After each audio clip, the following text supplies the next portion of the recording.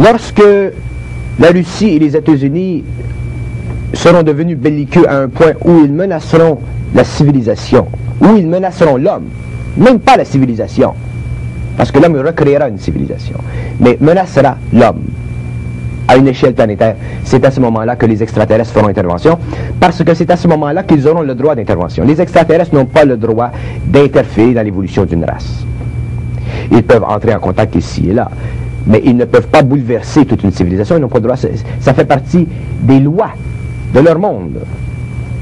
Mais si l'homme en arrive à un point où il peut se détruire, à ce moment-là, ils auront le feu vert et ils entreront en contact avec l'humanité et ils passeront des plans invisibles au plan matériel, se matérialiseront, seront visibles à l'homme, et c'est à ce moment-là que se fera le choc culturel, et c'est à ce moment-là que la civilisation humaine sera totalement anéantie.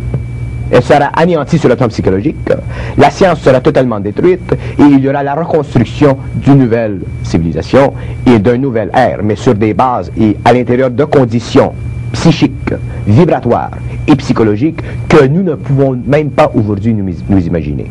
Parce qu'aujourd'hui, nous n'avons pas le pouvoir de notre imagination créative. Nous ne pouvons pas voir dans l'invisible. Nous ne pouvons pas sortir de notre corps. Nous n'avons pas le pouvoir de nous servir de notre corps éthérique. Alors nous sommes totalement incapables de même projeter d'une façon réelle ce que l'homme pourra, après ce contact, après ce choc mondial, ce choc culturel, faire au niveau de son évolution.